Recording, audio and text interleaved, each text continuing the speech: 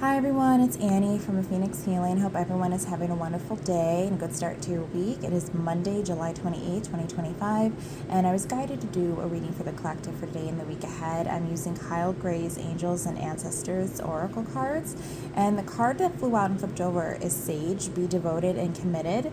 The message is be willing to go the whole world and back again. This will allow you to be the best you can possibly be. The sage represents the wise one within. When this card arises, it shows that you are preparing to become a great and insightful teacher to your peers. It guides you to take notes as the wandering yogi is on this card because your knowledge and life experiences can impart incredible insights to those with whom you come into contact.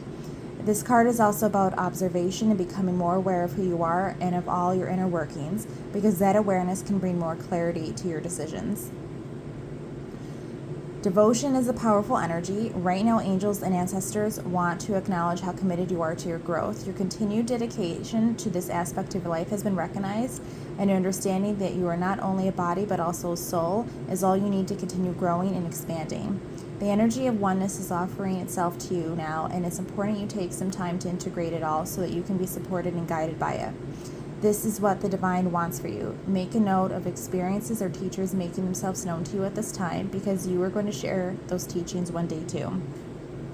I really like that because it's recognizing so many different aspects of things, recognizing that one is growing and expanding, becoming more closer to one's higher self and true self, becoming aware of things, and through one's healing, maybe someone would had a temper tantrum, or maybe acted out in a way, or did some behaviors, right?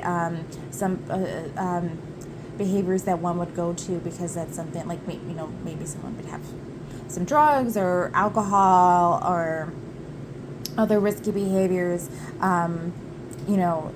When something hits rock bottom or when something doesn't go as planned, then they retreat to these mechanisms, these past these behaviors, and then with the healing that one does, that you become aware, okay, this is not good for me, this is not good for my soul, my overall well-being, and it's bringing that clarity. Okay, there's other ways to heal, there's other ways to cope and to go about things.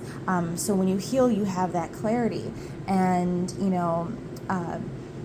showing others, you lead by example, lead by your heart. Things that you've gone through. Not every single person is going to have the same life experience. We may have similar situations, things, but our life journeys are our own. And so it's important to, recognize, especially when one can find themselves in that safety of having deep, intellectual, soulful, meaningful conversations, that one can really be vulnerable and bring to light and expose one's own past experiences and situations, because you never know what could absolutely heal someone else through one's words and own experiences. And of course, being dedicated to one's growth and healing journey not only furthers you along with your healing, but also your ascension journey.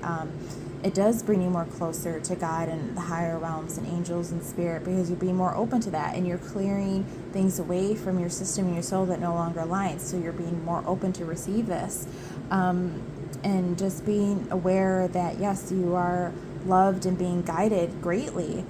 Be open. I've always been saying, be open to messages, be open to receive in whatever way a sign or messages come to you. And also be aware of, teachers and guides coming into your life that have, may have already been there, and, being inspired by them, working with them, continuing on your journey, and, in that healing process as well, being able to become a teacher yourself, like being able to, like, as I said, being able to heal others through your words and your actions and your life stories and experiences and your journey in general. So I definitely believe like this is so helpful. This is almost the end of July. We are going to go into August on Friday.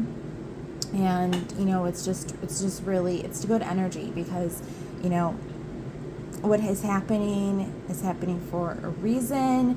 What you may be guided to at this time is happening for a reason. Be open to all the support and guidance that the higher realms bring for you. This is what the divine wants for you. And yes, continue growing and expanding,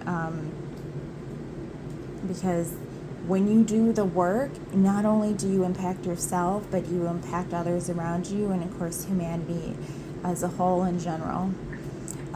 So with this said, and I will say this too, because I do think it's a little funny that Sage came out, even though it's completely a different thing. Remember, on Friday, August 1st, it's the start of the new month. So clear and cleanse your house, like wherever you're living, your residence, like your car, your business, with white sage and the Palo Santo, to bring in this new energy for this new month on Friday as well. So I feel like there is a double meaning of that too for this week.